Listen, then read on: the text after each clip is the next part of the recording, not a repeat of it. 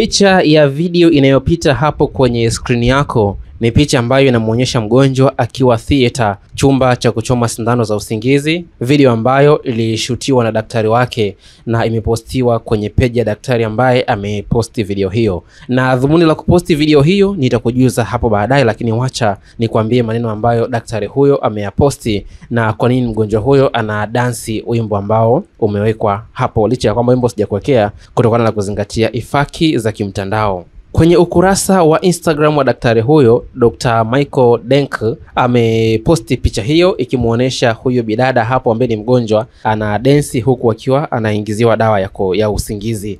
Na kwenye caption iliandika caption ndefu kidogo yenye maneno ya Kiingereza, lakini kwa tafsiri rahisi ya Kiswahili nimekuwekea hapa na nitakusomea caption hiyo huku nikiendelea kukupa mambo ambayo ya tofauti kidogo na caption hiyo ambayo yanaendana ili uweze kuelewa zaidi. Kwenye caption daktari aliandika kwamba mgonjwa huyu amefaulu kuingia kwenye chumba cha upasuaji akiwa na nguvu zake, na wakati changamoto ya usingizi ilipoanza alishirikiana na sisi bega kwa bega, akaambatanisha na emoji ya kumpigia makofi, yani kumpongeza.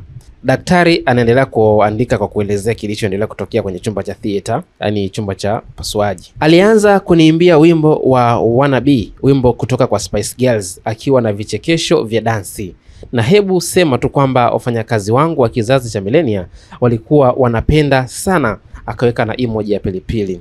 Yani ule wimbo wa Spice Girls wa Wannabe ni wimbo ambao ni wa kizazi cha nyuma kidogo, na kitu ambacho kilifurahisha ni wafanyakazi wake wa hapo hospitalini, wafanyakazi wa daktari kwa wanaopenda sana nyimbo za aina hiyo, na binti huyo kuimba hapo ni kama wale wafanyakazi wa daktari huyo wakawa na wenyewe wanaendelea kufurahia. Daktari anaendelea kuandika kusema kwamba furaha yake ilikuwa inajitokeza ikijaza chumba kwa vicheko wakati alipoimba na kuendelea na uonyeshaji wake. So alivyokuwa anaendelea kuimba na kucheza huku, kumbuka tu ni kwamba ile ilikuwa ni dawa ya usingizi na mgonjwa ambaye alikuwa anaingiziwa hiyo dawa ya usingizi hakuwa tayari kulala kwa wakati huo, so akawa anaimba huo wimbo huku na dansi kama unavyomuona hapo kwenye picha ambazo nimekuwekea.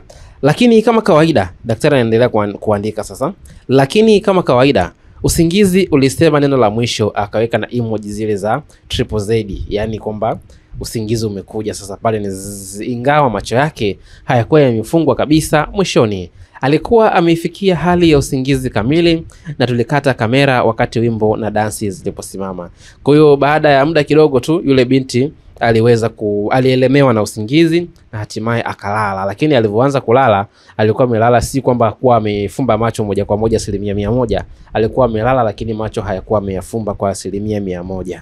Sasa hicho ni kitu ambacho kimewafurahisha wadau wengi wa kufuatiliaji katika mitandao ya kijamii, na hiyo ni picha ambayo daktari ametupostia hapo, na caption ambayo nimekusomea hapo ndio ameiandika daktari huyo. Sasa watu tunajiuliza kwa nini daktari ameamua kufanya hivyo? Kwa nini daktari ameamua kuposti mgonjwa wake, kumpiga picha, kushuti?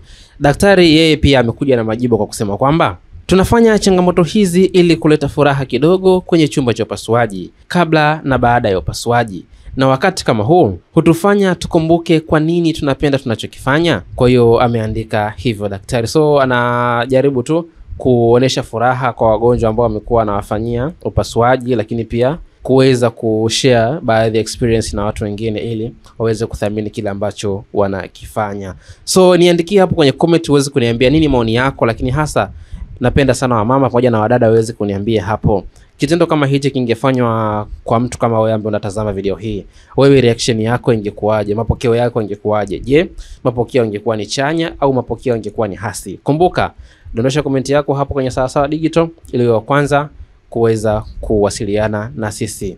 Sawasawa Digital, habari kiganjani mwako.